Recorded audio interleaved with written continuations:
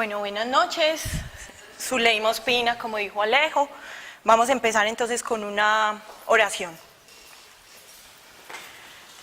Señor, te queremos dar gracias, Padre, por este espacio. Gracias, Señor, porque nos has traído esta noche acá, porque no es casualidad, Señor, que hoy estemos hoy acá dispuestos a recibir tu palabra.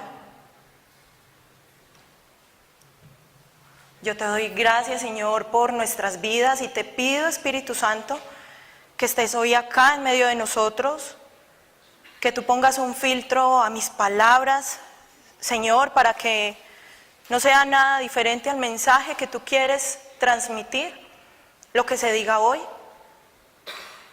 Te pido, Señor, que me des la sabiduría y me des fortaleza para hablar tu mensaje, para hablar tu testimonio, que no es más mío sino tuyo, Señor.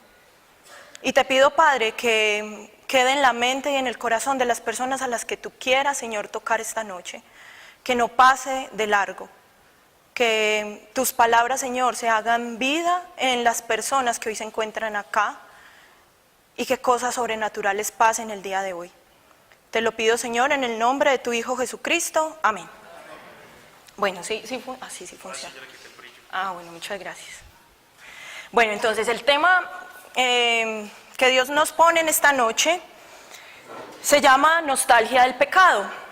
Yo me acuerdo cuando la semana pasada a mí el gato me preguntó de qué iba a hablar y yo le dije nostalgia del pecado. Y dijo, ¿cómo así? Es cuando el pecado lo hace a uno llorar mucho. Entonces es algo así. Ya vas a entender, gato, qué es nostalgia del pecado. Básicamente es un tema de verdad serio, es un tema tremendo, porque hoy Dios nos va a revelar el modus operandi de las tentaciones del maligno. Vamos a saber por qué es que tantas veces que queremos de cometer los mismos pecados, volvemos y caemos en lo mismo. Hacemos lo que dice Pablo, que cada vez que quiero hacer el bien es la maldad la que se me presenta. ¿Qué es lo que pasa? Hoy Dios nos va a mostrar qué es lo que pasa, pero sobre todo hoy nos va a mostrar Dios qué debemos hacer, qué requiere de nosotros para que el pecado no nos atormente más y no nos esclavice más. Para empezar, entonces, vamos a definir qué es nostalgia. Nostalgia es una canción de Rafael Orozco, yo creo que la conocen, ¿cierto? Nostalgia es el recuerdo que genera un suceso o una situación que perdimos. Lo que pasa es que ese recuerdo tiene un matiz, y es que es un recuerdo idealizado, es decir, es poco realista, porque tú no estás recordando todo el contexto de la situación, sino solo lo placentero, lo bonito, lo agradable, lo rico que conversábamos, lo bueno que besaba, lo delicioso que se siente después de pasarme la bocanada de marihuana, eso, algo así. Eso es lo que recuerdas, y por eso es que se dice que la nostalgia es un anhelo poco realista, porque no te está haciendo ver todo el contexto de la situación. No te muestra lo feo, lo desagradable, lo mal que pasaste, te muestra lo bonito. Y eso es una característica propia de nuestra carne, de nuestra humanidad, el tratar de bloquear las cosas que nos hacen sufrir, las cosas que no nos gustan. Eso es un mecanismo de defensa, es algo instintivo, como algo de supervivencia para que tú no sufras, porque ¿a quién le gusta sufrir? Entonces a veces nuestra carne hace que, para evitar sufrir, bloquea todos esos recuerdos negativos, bloquea todo aquello que nos hizo sufrir y solo nos permite recordar lo placentero. Lo malo es que tú bloqueaste ese recuerdo, pero eso sigue estando allí. Hágase de cuenta como una bolsa de basura que tú dejaste en la casa, no la sacaste al chute de basura, pero la basura sigue estando ahí. Usted lo que hizo fue guardarla debajo de la cama para no verla, pero el olor sigue estando ahí y uno se va acostumbrando al olor. Para poder entender un poco más lo que es la nostalgia con relación al pecado, vamos a pensar en dos historias de la Biblia. La primera es la historia de Lot. Lot, el pariente de Abraham, eso está en Génesis 13, salieron por obediencia a Dios e iban caminando y como ellos eran tan amados por Dios, Dios les prosperaba. Entonces ellos tenían mucho ganado. Y fue tanto así el ganado que tenían, que los siervos de Abraham empezaron a pelear con los siervos de Lot, porque no sabían de quién era la vaca, de quién era el cerdo. Entonces una vez Abraham le dijo: vea Lot, hagamos una cosa. Yo ya estoy cansado que mis siervos estén peleando con los suyos. Entonces, dividámonos. Usted escoja la tierra que quiera y váyase para ese lado. Y yo me voy para el lado contrario. Y a Lot se le abrieron los ojitos. Y empezó a mirar a ver a qué llanura, a qué lado se iba. Y vio por allá una llanura, una tierra planita, fértil, la manguita verde, al pie del río Jordán. Pero esa llanura tenía una particularidad, y es que estaba al pie de Sodoma. Lot lo sabía, pero no le importó, porque él prefirió estar donde su ganado iba a estar fértil, frondoso, donde iba a recibir riquezas y prosperidad. Y él decía: yo manejo Sodoma, yo soy capaz de ir al pie de Sodoma. Y efectivamente se fue para esa llanura y fue extendiéndose y extendiéndose hasta que, cuando menos pensó, ya estaba viviendo en la puerta de Sodoma. Ya estaba oliendo el pecado y se acostumbró a vivir al pie de Sodoma, que sabemos que Sodoma era una tierra de perdición. Él lo sabía y se acostumbró ahí a vivir a las puertas de Sodoma. Pero un día Dios decidió acabar con Sodoma. Pero le tenía tanto amor a Lot, que mandó a sus ángeles a que lo sacaran de Sodoma. Y entonces los ángeles fueron y le tocaron la puerta a Lot. Y dice la Biblia que Lot empezó a remolonear. Así dice la Biblia de Jerusalén, que es la que yo tengo. Empezó a remolonear. Eso en paisa es como empezó a hacerse pendejo, ¿cierto? Empezó a hacerse el bobo. Él empezó a mirar sus tierras, sus riquezas. Entonces vamos a ver qué le dijo los ángeles a Lot. Vamos a leer Génesis 19, del 16 al 17. Pero como Lot se tardaba, los ángeles lo tomaron de la mano, porque el Señor tuvo compasión de él. También tomaron a su esposa y a sus hijas, y los sacaron de la ciudad para ponerlos a salvo. Cuando ya estaban fuera de la ciudad, uno de los ángeles les dijo: corre, ponte a salvo, no mires hacia atrás, ni te detengas para nada en el valle. Vete a las montañas si quieres salvar tu vida. Nosotros, como Lot, tenemos una particularidad, y es esa incapacidad de desapegarnos del pecado. Lot quería salir de Sodoma, de verdad que quería salir, pero había algo que lo hacía apegarse a eso que dejaba en Sodoma. Y por eso es que miró atrás y empezó a recordar sus tierras, sus riquezas, lo bueno que la pasaba, el olor a pecado, que ya se había acostumbrado a ese olor. Y por eso es que le costaba salir, dar ese paso, y se ponía a remolonear, como dice ahí. A nosotros nos pasa lo mismo. Queremos salir del pecado. Sabemos que ese pecado nos esclaviza y nos hace pasar maluco. Pero hay algo en nuestra carne que no nos deja salir del pecado. Hay algo en nuestra humanidad que nos hace recordar, y nos hace recordar lo bonito, lo placentero. Pero entonces nos pasa como a Lot, como a la esposa de Lot, que cuando iban saliendo, no le paró bolas al ángel cuando le dijo: ni por el berraco voltees a mirar atrás. Ella volteó a mirar atrás, a ver las riquezas que había dejado, y dice Génesis que se convirtió en una estatua de sal. La otra historia de la Biblia que nos recuerda la nostalgia del pecado es la historia del pueblo de Israel. El pueblo de Israel estaba esclavizado en Egipto, y Dios los amaba tanto, era su pueblo escogido, que les dijo: salgan, que yo les prometo una tierra de prosperidad y abundancia. Y ellos salieron y empezaron a caminar, obedecieron, pero se empezaron a cansar y empezaron a ver que la tierra se demoraba y empezaron a sentir hambre. Y cuando empezaron a sentir hambre, empezaron a recordar: hombre, las cebollas que nos comíamos en Egipto, ese pescado tan delicioso, como sabía de rico ese pan, y nosotros aquí comiendo un maná que Dios nos dio. Y fue tan berraco que hasta se atrevieron a decir, preferiríamos estar en Egipto comiéndonos esos manjares. Pero no se acordaban que cuando se comían esos manjares estaban siendo esclavizados y estaban siendo maltratados. Ellos se acordaban de lo rico y lo placentero, pero no se acordaban bajo las condiciones en las que estaban mientras se comían esos manjares.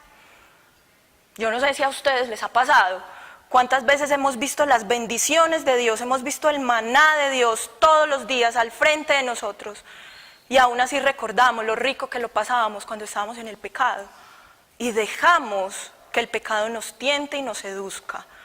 Pues eso nos pasa a todos, eso nos pasa a todos todo el tiempo.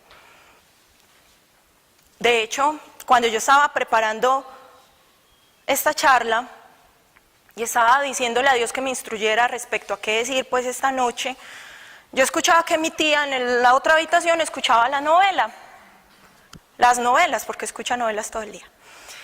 Escuchaba las novelas y yo empecé a pensar, si un productor mexicano escuchara mi historia haría una novela. Y le pondría por nombre La nostalgia del pecado. Te les voy a contar mi historia. Yo, siendo adolescente, yo pertenecía a los grupos de la iglesia. Yo cantaba en un coro grandísimo y dirigía un coro de niños. Me la pasaba todo el día en la iglesia, toda la semana en la iglesia. No me falta y no llevar la cobija y la ropa para la iglesia.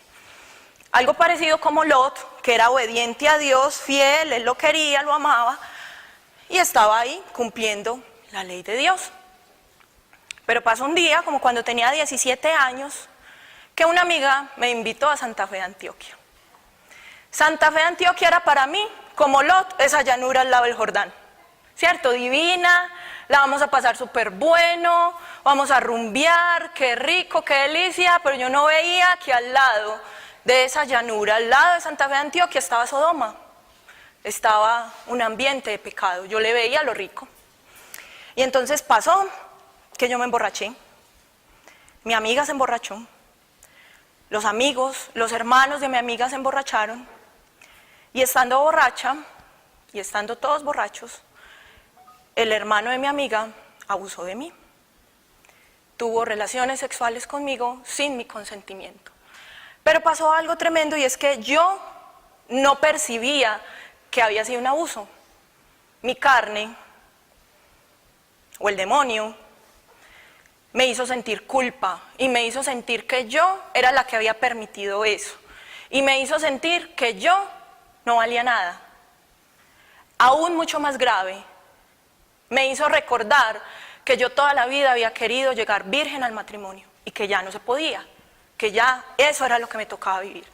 Pero entonces yo les recordaba que la carne tiene una capacidad de hacernos bloquear el sufrimiento, y como yo me sentí tan mal, yo me sentía culpable, que no fui capaz de defenderme, entonces bloqueé ese sentimiento, bloqueé esa emoción, y yo dije, no pasó nada, esto no sucedió, no vuelvo a recordar.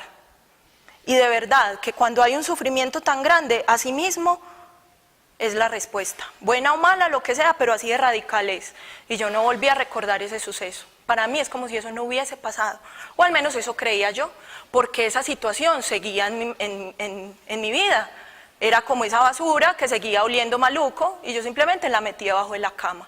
Entonces seguí viviendo mi vida común y corriente, muy juiciosa, pero ese olor seguía apareciendo y en mí iba generando una falta de autoestima tremenda. Yo no me encontraba valiosa, porque obviamente de esa experiencia había aprendido que yo no valía nada. Y fue pasando el tiempo y fueron 5 años después, cuando yo estaba en una clase de medicina legal, donde el médico forense nos estaba enseñando a identificar himenes perforados.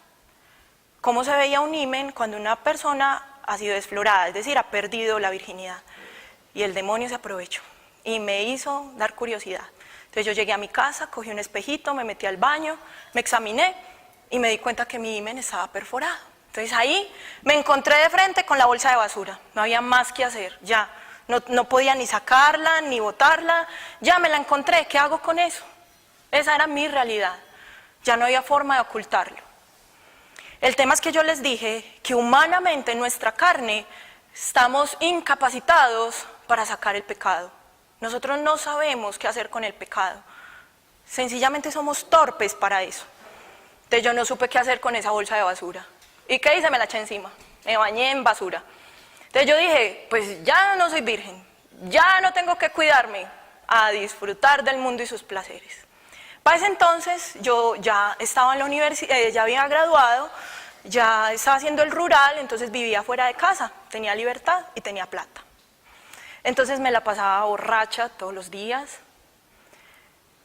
adicta al sexo, lujuriosa más no poder. Mientras estaba borracha, yo no era capaz de decidir por mí misma, entonces no me tomaba el trabajo de escoger con quién me acostaba. Me acostaba con el que me hacía ojitos, con el que me hacía sentir bien. Era tanto el grado de destrucción en el que yo me había metido y el poco valor que le daba a mi vida, que yo decía que de la única manera en la que yo era valiosa era cuando un hombre me encontraba atractiva para llevarme a la cama, no más. Yo no tenía ningún otro valor, yo no me encontraba ningún otro valor. El tema es que a mí me gustaba mucho vivir de las apariencias, es decir, a mí me importaba mucho el qué dirán. Y en esa actitud de buscar el qué dirán, pues yo adquirí una conducta camaleónica. Yo me camuflaba y me comportaba de acuerdo a la situación. Entonces, si estaba en mi casa, yo era la niña de portarse bien, la juiciosa, la que a todo le decía sí señora, la que no rompía una taza. Si estaba en la iglesia, porque seguían los grupos de la iglesia, entonces yo leía la Biblia, la escrutaba, daba testimonio, le decía a la gente qué hacer y qué no hacer, me confesaba, me arrepentía, juraba solemnemente no volver a cometer pecado. Pero cuando llegaba a mi casa, cuando llegaba a mi habitación, cuando no había nada más que hacer que encontrarme conmigo, volvía al vacío, volvía a la destrucción y volvía al sufrimiento. Y asimismo volvía a aparecer lo que me aparecía cuando sufría, el bloqueo, no recuerde eso tan maluco, recuerde lo bonito, lo placentero, la nostalgia. Entonces recordaba lo rico que la pasé, lo medio rico que me decían, ay sí, estás como bonita, entonces de eso me pegaba. Y volvía y caía en la muerte, volvía y me sentía en la muerte, porque no encontraba otra manera en la cual yo tuviera valor. A este punto es muy importante aclarar algo, lo que es la concupiscencia, porque en eso vivía yo, vivía en la concupiscencia. Y la concupiscencia es una tendencia de la carne a buscar sentir los placeres del mundo. Es una tendencia a sentir placer, pero no solo aplica para las cosas sexuales, también aplica para otros tipos de placeres como los de las adicciones. También aplica para la adicción al licor, al cigarrillo, la adicción al chancecito, al baloto, que si no lo hice un viernes, que es el día de Medellín, la lotería del Medellín, no duermo. Y cayó el número que yo siempre hago. El baloto, decime un número, la mariposa, mira la mariposa. La adicción que genera también el chisme y la murmuración.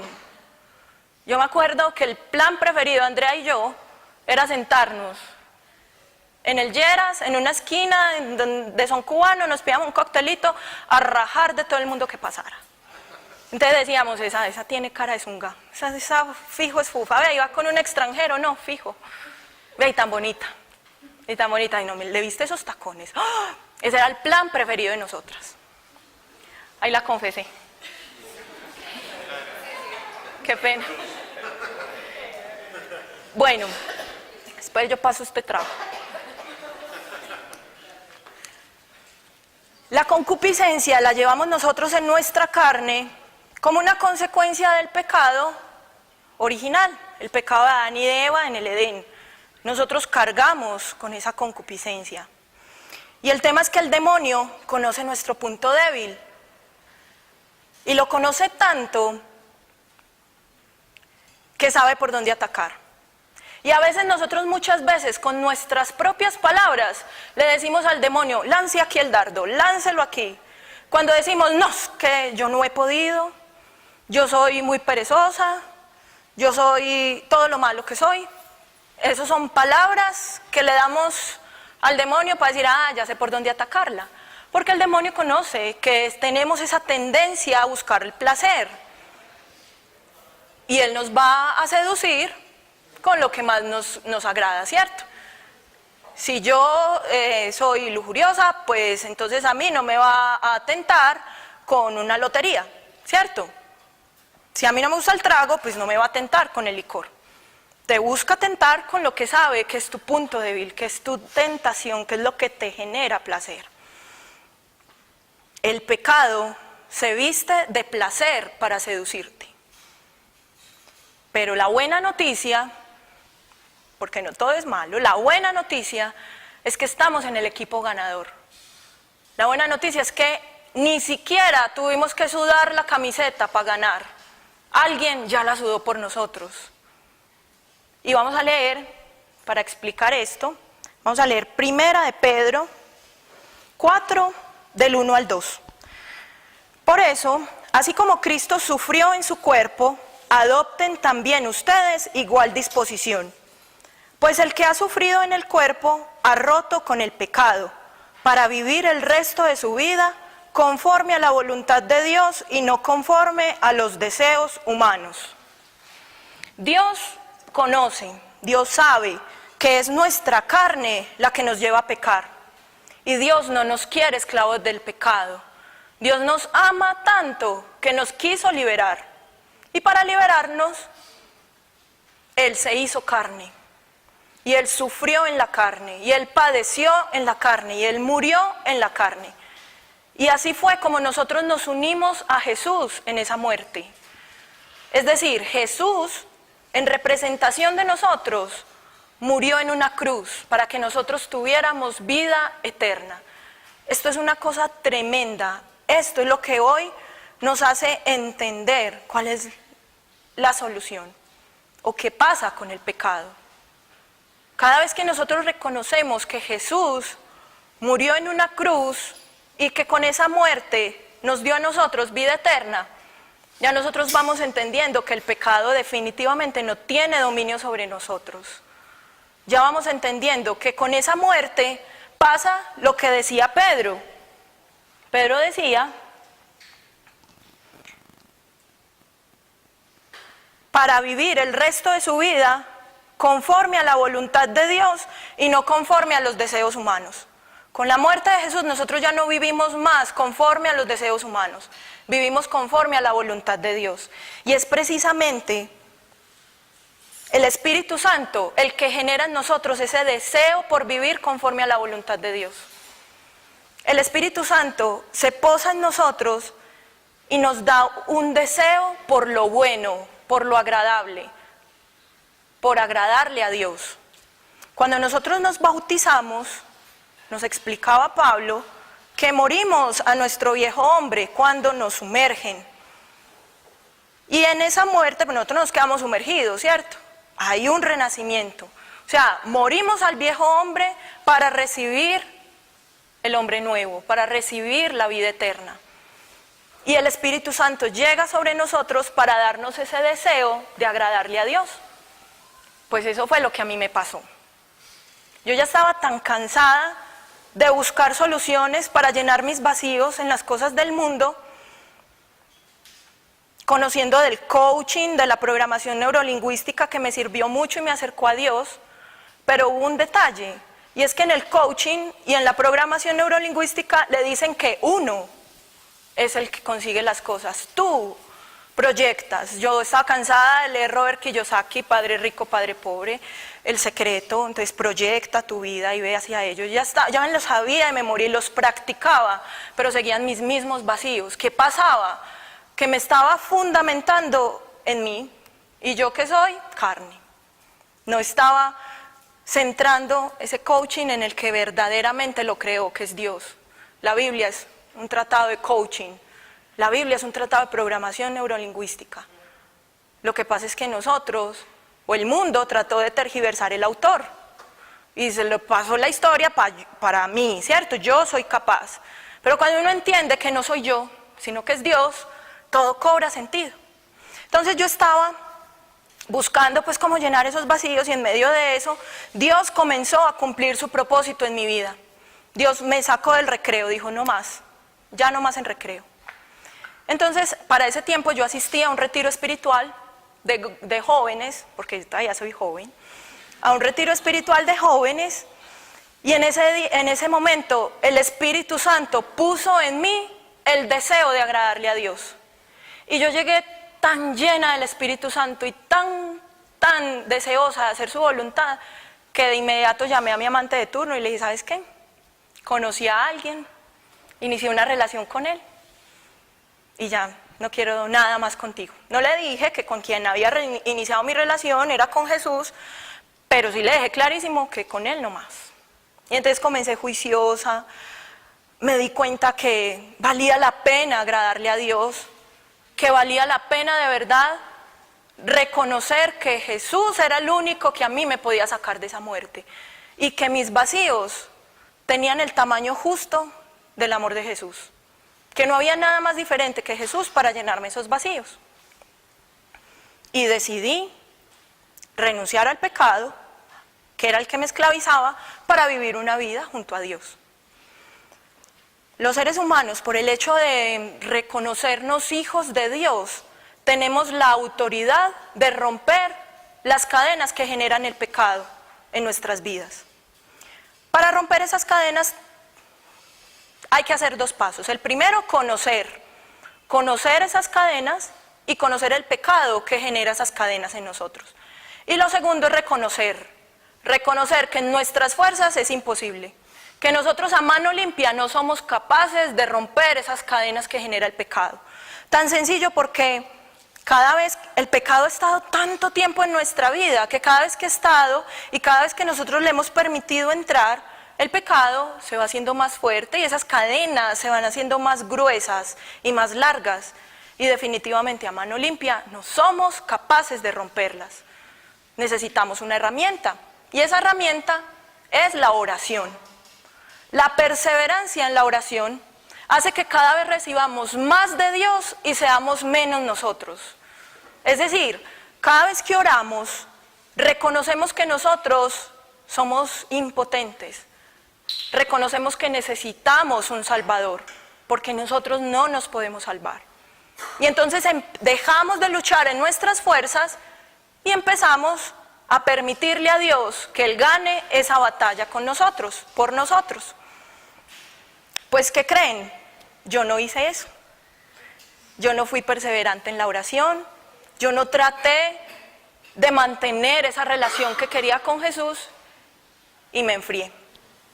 ¿Y qué pasa cuando uno se enfría? La nostalgia del pecado aparece. Entonces comencé a recordar las codornices y los pescados que comíamos en Egipto, como pasábamos de bueno. Y el demonio se aprovechó de eso, me puso una cascarita, y a mí se me olvidó el consejo que le dio el ángel a Lot. Corre, corre y salva tu vida, no mires atrás.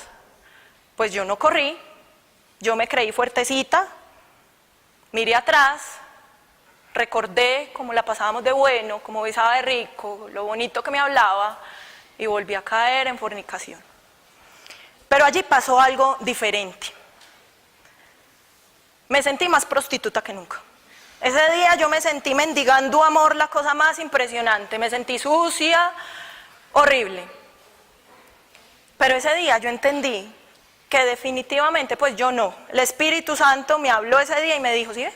No, mentiras. Ese día el Espíritu Santo me dijo, definitivamente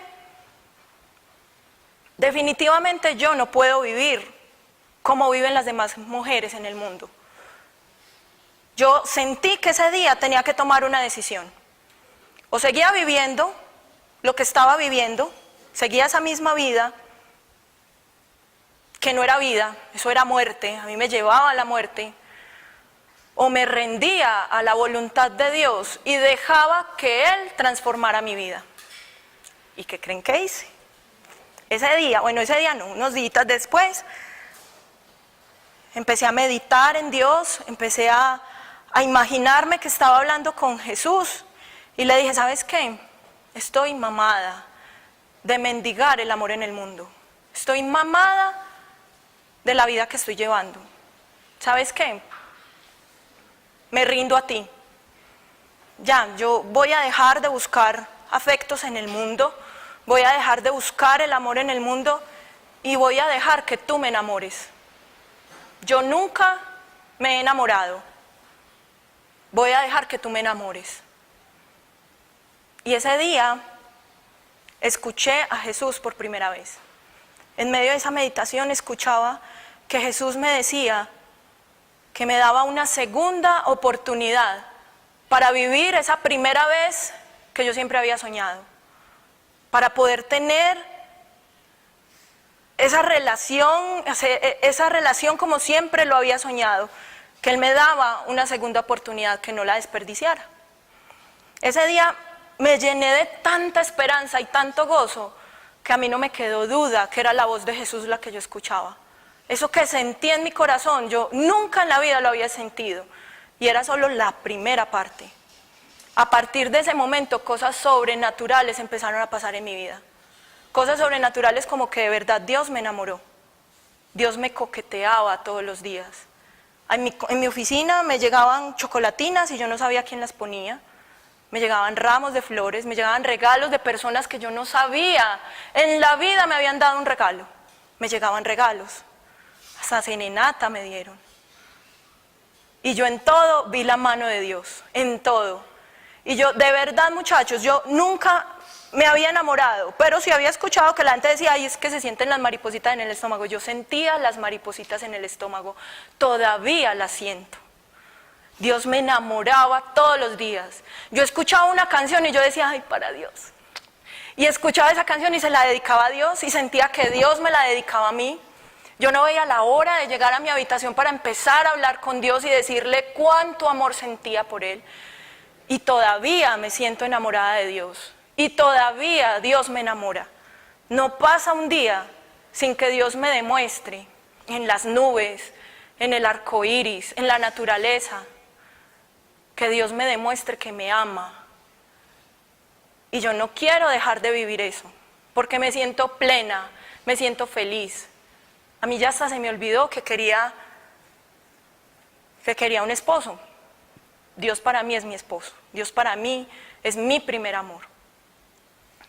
Entonces, pues a raíz de este testimonio que pues ya no es mío, yo les decía, este testimonio ya es de Dios. Dios ya lo usa como un instrumento para ganar almas para Él.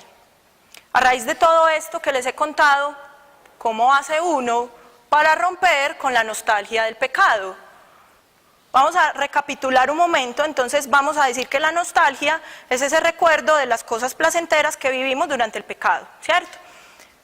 Había algo y era, al inicio yo les decía en una definición, que la nostalgia aparecía cuando uno perdía algo. La nostalgia del pecado aparece cuando usted decidió dejar de pecar. Si usted no se alejó del pecado, pues todavía sigue ahí, nostalgia no va a sentir, ¿cierto? Número uno. Y lo otro es dar la definición de lo que es nostalgia. ¿Qué significa nostalgia desde la Real Academia de la Lengua? Nostalgia procede de dos vocablos griegos. Uno que es nostos, que es regreso, y algos, que es dolor. Regreso al dolor. Cada vez que tú sientes nostalgia del pecado, regresas al dolor. Puedes estar pensando lo placentero, lo rico, lo sabroso que se siente, pero regresas al dolor, no hay duda. Entonces, ¿cómo romper con esa nostalgia del pecado? Vamos a leer 1 Corintios 15, 53, 54. Pues nuestra naturaleza corruptible se revestirá de lo incorruptible y nuestro cuerpo mortal se revestirá de inmortalidad. Y cuando nuestra naturaleza corruptible se haya revestido de lo incorruptible y cuando nuestro cuerpo mortal se haya revestido de inmortalidad, se cumplirá lo que dice la Escritura: la muerte ha sido devorada por la victoria. Entonces, aquí lo que dice es que si tú no te revistes de inmortalidad, el pecado va a seguir encontrando la manera de hacerte volver a caer, de darte esos dardos, de recordarte lo rico, de mandarte nostalgia para que tú vuelvas a caer. ¿Y qué es revestirse de inmortalidad? Es someter tu vida a Jesús. Es dejar que Él, que es el inmortal, el que venció la muerte para darte vida eterna, reine en ti. Es dejar de resistirnos a su gracia. Es dejar de luchar en nuestras fuerzas. Es reconocernos incapaces, pero también saber que hay alguien que sí es capaz, que hubo alguien que sí venció la muerte para darnos a nosotros vida eterna. Revestirnos de inmortalidad es abandonarnos a la voluntad de Jesús y dejar que Él transforme nuestras vidas. Es recordar que Jesús venció la muerte y con ella venció el pecado y que también venció la nostalgia del pecado. Muchas veces nosotros nos resistimos y se nos olvida esas palabras del ángel que le dijo a Lot: huye, huye, porque es que como nos creemos fuertes, todavía estamos actuando en nuestras fuerzas, yo lo puedo manejar. Yo puedo verme a solas con mi novia y nada pasa. Yo puedo encontrarme con mis amigos y que ellos beban y yo tomo soda, michelada y nada va a pasar. Porque creemos que somos nosotros los que luchamos. Pero si nos abandonamos del todo a la voluntad de Dios y decimos: Dios, ¿sabes qué? No fui capaz. Ya, suelto esta maleta y dejo que tú hagas las cosas por mí. Me someto a Jesús, someto mi vida a Jesús y empiezo a obedecerle, empiezo a buscar agradarle a Dios. Era un tema tremendo, es un tema tremendo, con esto ya finalizo. Les quiero dar las gracias por haberme escuchado y bueno, ahora es cuestión de pedirle a Dios que nos revele cuáles son esos pecados que nos están esclavizando, que nos revele, que nos permita hacernos conscientes cuando aparezca la nostalgia, porque muchas veces nosotros nos dejamos llevar por el placer. Y el placer es rico, obviamente, pero les recuerdo que el pecado se reviste de placer para seducirnos. Y ya está en nuestra, es nuestra la decisión de dejarnos seducir del pecado o dejar que la gracia de Dios brille en nuestra vida. Preguntas.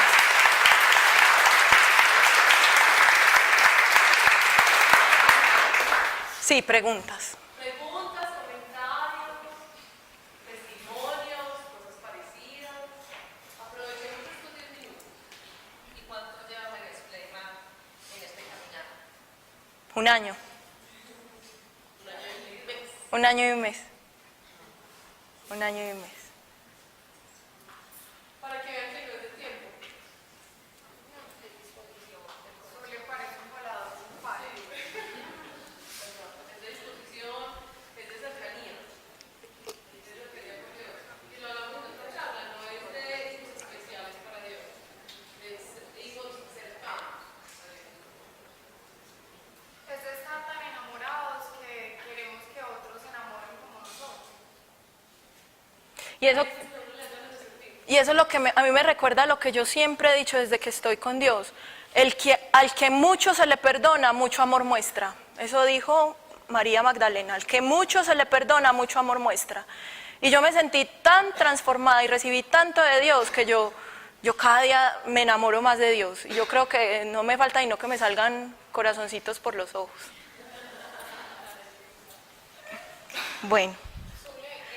Algo importante de lo que vos decías y de pronto es como el aprendizaje que yo saco, y es que nosotros hay veces miramos que, no, es que es muy teso porque fue desde un área sexual y todo el cuento, pero realmente nosotros podemos tener esa nostalgia del pecado en cosas que llamamos simples, como ejemplo la adicción a la comida, a un mal comer, ¿cierto? Porque cada vez que decimos el lunes empiezo dieta, mientras tanto me va a comer la super hamburguesa.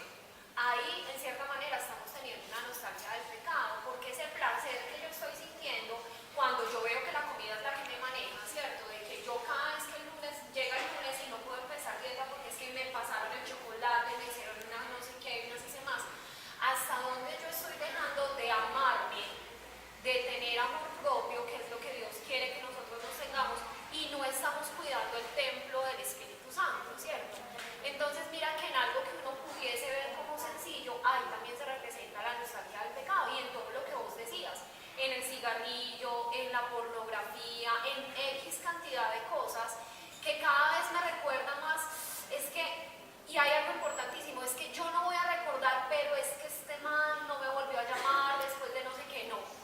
Es que yo sé que si me como la hamburguesa me voy a subir 1 kilo, yo no voy a recordar ese pedazo, yo solamente voy a recordar es que es tan rico que la paso allí. Entonces es como hacer ese llamado a conciencia y que Dios nos muestre por medio de su Espíritu Santo y nos dé discernimiento en qué de nuestra vida estamos cayendo en nostalgia del pecado y que se nos está volviendo paisaje. No, yo estoy con Dios, pero yo esto no lo he podido dejar. Yo estoy con Dios, pero es que a mí la comidita me sigue gustando y sigo dejando de cuidar mi cuerpo. Yo estoy con Dios, pero es que el cigarrillito es muy bueno.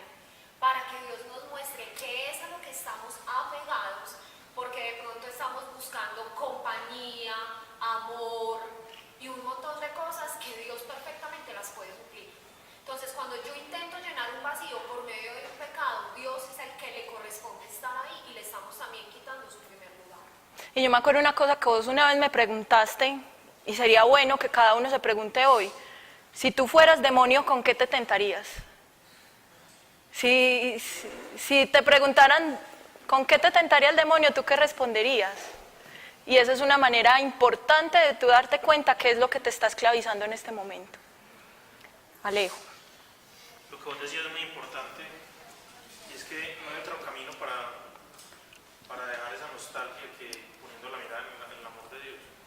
O sea, no hay otro camino para dar cualquier ídolo que uno tenga en la vida, llámese el dinero, el orgullo, la falta de perdón, la drogadicción, que sea poniendo tanto el amor en Dios que te haga perder el sentido por eso que estás cargando. O sea, que eso que estás cargando no valga la pena y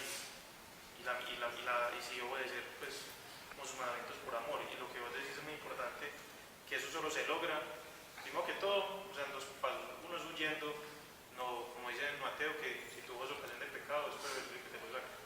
No yéndose uno a sitios o propiciando encuentros que pueden ser generadores de una tentación o de una lucha que uno tenga. Y lo segundo es llenándose de la oración, de la intimidad con Dios. O sea, el tiempo, la calidad de la oración, la calidad de la intimidad va a determinar ese amor que yo voy recibiendo de Dios y la convicción de dar a un lado el pecado, ¿no? Entonces, Sí, es verdad. Dieguito. Buenas noches. Hay algo que de pronto pues, se nos olvida de vez en cuando. Es el tema de separamos lo espiritual y separamos el mundo. ¿Sí? Y pues ahorita Alejo lo recordaba con algo muy simple que son los sentidos. ¿Sí? Los sentidos son ese intermedio entre este mundo y el tema espiritual. Si nosotros le metemos o de alguna manera absorbemos cosas por los ojos, esas cosas por los ojos se nos van a llenar a nosotros en el corazón, de alguna manera. ¿Sí? Entonces, recordar que no están separados, estamos muy juntos. ¿Sí? Entonces, cualquier cosa que nosotros veamos, toquemos, de alguna manera vamos a percibir, pues hace mella en nuestro corazón. ¿Sí? Entonces, para que siempre lo tengan muy en cuenta. O sea, cualquier tipo de situación, cualquier tipo de mirada, cualquier tipo de situación, mejor dicho, cualquier tipo de evento va a repercutir sobre nosotros. Entonces, para que lo tengan muy en cuenta, no está alejado, siempre está. Oramos. ¿Quién más? Desde el salón. ¿No más? ¡Wow! Milagro. por último, que le explique a la gente que, o sea, ese enfriamiento espiritual puede empezar, pues, o sea, ¿cómo se hace enfriamiento espiritual? O sea, ¿cómo te da a ti ese enfriamiento espiritual, por así decirlo? A mí me pasó fue que dejé de orar, dejé de disminuir los tiempos que pasaba con Dios. Entonces, pues después de estar yo buscando en Dios ese sustento. Entonces como me empecé a alejar de Dios a través de esos momentos de intimidad que pasaba con Él, pues me empecé a enfriar, dejé de sentir que Él era el artífice de esa salvación, que Él era el que me salvaba, y comencé a recordar que eran mis fuerzas. Es eso, ¿cierto? Como que yo les decía ahora que uno cuando ora reconoce o empieza a recibir más de Dios y ser menos uno. Pues cuando deja de orar empieza a ser más uno y menos Dios. Y eso fue lo que a mí me pasó. Empecé a ser más yo y entonces empecé a sentirme sobradita y empecé a sentirme que yo era capaz de alejarme del pecado y que el pecado no me hacía nada, porque yo estaba con Dios, pero no pasaba tiempo con Dios. Y eso fue lo que a mí me hizo enfriar. Y otra cosa que yo también descubría era que cada vez que yo me alejaba de las cosas de Dios, caía otra vez en pecado. Entonces cada vez que me alejaba de la iglesia, de los grupos de la iglesia, cada vez que dejaba de ir a misa y cada vez que dejaba de orar, empezaba el demonio a mostrarme esa nostalgia. Era eso. Algo importante a lo que vos estás diciendo, Zule, y es que inclusive también puede pasar eso estando pegados con Dios. ¿En qué sentido? Dice la palabra que el que crea estar firme, fíjese de no caer. Y cuando yo empiezo a acostumbrarme a, no, es que yo sé que Dios está conmigo y entonces yo oro y no sé qué, pero no reconozco mi necesidad y mi humanidad y la necesidad que yo tengo de Él, de que Él me hable, de que Él me oriente, de que si yo no paso tiempo con Él, pues me voy a empezar a enfriar, pues me puedo poner en el tema, no, es que yo oro por fulanito y no sé qué, yo soy súper paradita con Dios, pero también puedo llegar allá.